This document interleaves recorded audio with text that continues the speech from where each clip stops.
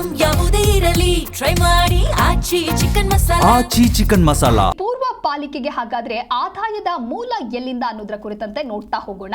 ಹೇಗೆ ಯಾವುದರ ಸೋರ್ಸ್ ಅಂತ ನೋಡ್ತಾ ಹೋಗೋದಾದ್ರೆ, ಮೊದಲನೇದಾಗಿ ಆಸ್ತಿ ತೆರಿಗೆಗೆ ಸಂಬಂಧಿಸಿದಂತಹ ಆದಾಯ 1500 ಕೋಟಿಯಷ್ಟು.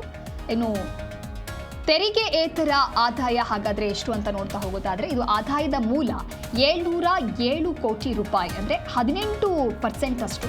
ಹಾಗೆ ಕೇಂದ್ರ ಸರ್ಕಾರದ ಅನುದಾನ ಎಷ್ಟು, ಕೇಂದ್ರ ಸರ್ಕಾರದಿಂದ ಎಷ್ಟು ಅನುದಾನ ಅಂತ ನೋಡ್ತಾ ಹೋಗೋದಾದ್ರೆ 2%, ಅಂದ್ರೆ 72 ಕೋಟಿ. ಕೇಂದ್ರ ಸರ್ಕಾರದ ಅನುದಾನ 114 ಕೋಟಿ ರೂಪಾಯಿ, 3%.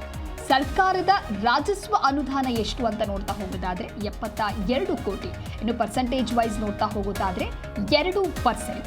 ಹಾಗೆ ಸರ್ಕಾರದ ಅನುದಾನ ಏನು ಬಜೆಟ್ಗೆ ಅಂತ ನೋಡಿದ್ರೆ 348 ಕೋಟಿ ರೂಪಾಯಿ. ಪರ್ಸೆಂಟ್ ವೈಸ್ ನೋಡಿದ್ರೆ 9%.